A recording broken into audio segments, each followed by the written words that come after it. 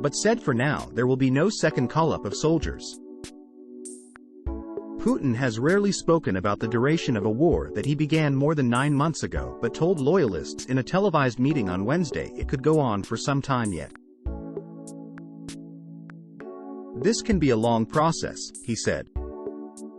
Russia has been forced into a series of significant retreats in the face of Ukrainian counteroffensives, waged with increasing stocks of Western weaponry, in the east and south since July. Russia launched what it calls its special military operation in February, saying Ukraine's deepening ties with the West posed a security threat. Ukraine and its allies say the invasion amounts to an imperialist land grab. Putin, in his remarks, said the risk of a nuclear war was growing but Russia would not recklessly threaten to use such weapons. "We haven't gone mad. We realize what nuclear weapons are," Putin said. "We have these means in more advanced and modern form than any other nuclear country, but we aren't about to run around the world brandishing this weapon like a razor."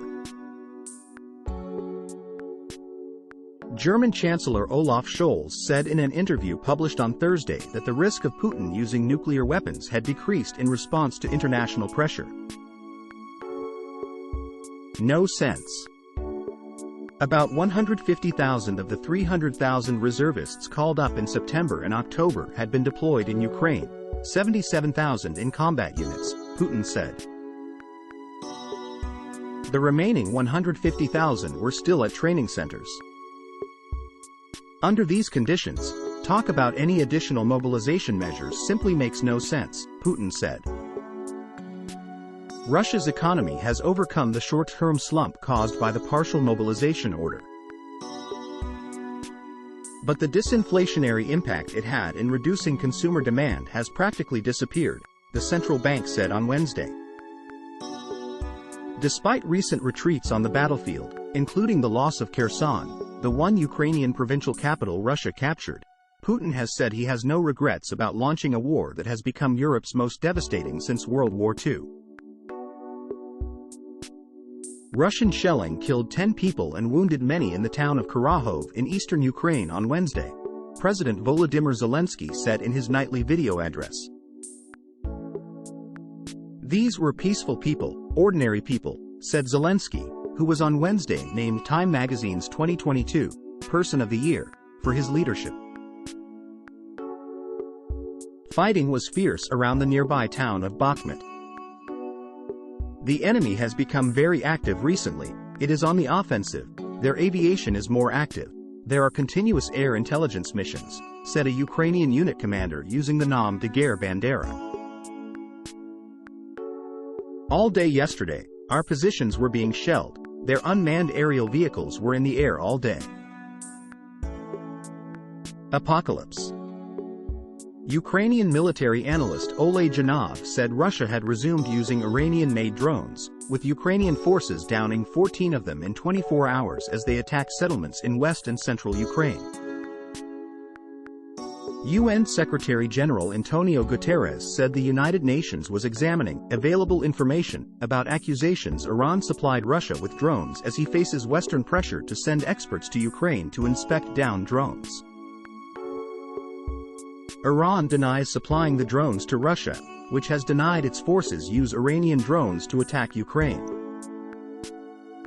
Russian forces have fired more than 1,000 rockets and missiles at Ukraine's power grid, which is still working despite taking major damage, Interfax Ukraine news agency reported on Wednesday, citing the chief executive of the Ukrenergo grid operator.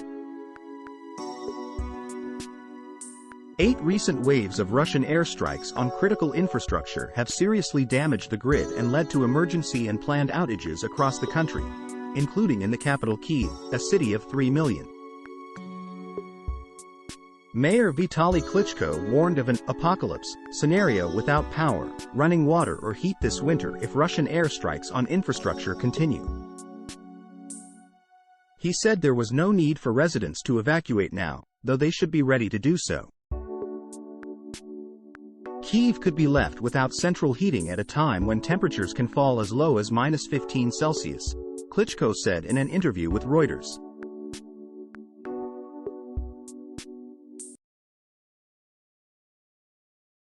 Indonesia sex ban. Criminal code changes threaten other freedoms. It has been branded the Bali bonking ban. The revised criminal code, which has been approved this week by the Indonesian parliament, is getting the kind of publicity rarely given to arcane changes in another country's legal system.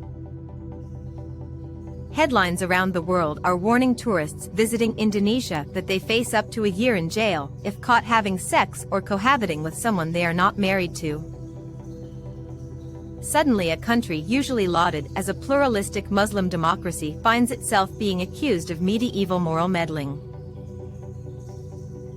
It is actually a much more complicated story, and the sex ban is not the most disturbing change for many Indonesians, who see other areas of the code threatening human rights and freedom of speech.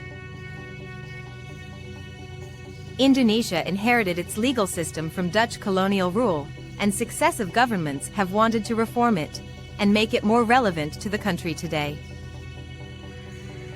A draft was presented to the parliament 3 years ago, but it provoked widespread protests and was shelved on the advice of President Joko Widodo. The committee charged with preparing it again this year has said the revised code has been altered to take into account some of the public concerns. It should also be stressed that the new laws will not take effect for 3 years, and that they can be challenged in the Constitutional Court. But the code still worries many Indonesians. Foreigners are bound by the law as much as Indonesians, but the stipulation that you cannot be prosecuted for extramarital sex or cohabitation unless a complaint is filed by a child, parent or spouse of the accused makes it very unlikely that tourists will be affected. It is of far greater significance to Indonesia's LGBTQ community, who cannot marry, and fear the law will be used against them. Others have pointed out the risk of this provision being abused in personal vendettas against estranged family members, or by people with ultra-conservative or religious beliefs who cannot accept the lifestyle preferences of their children. But it is the other provisions of the new code which really alarm those concerned about civil liberties. We have made great strides towards democracy since the downfall of Suharto's dictatorship, and the new criminal code threatens to reverse that progress, said Eva Sundari, a former member of parliament and board member for ASEAN Parliamentarians for Human Rights.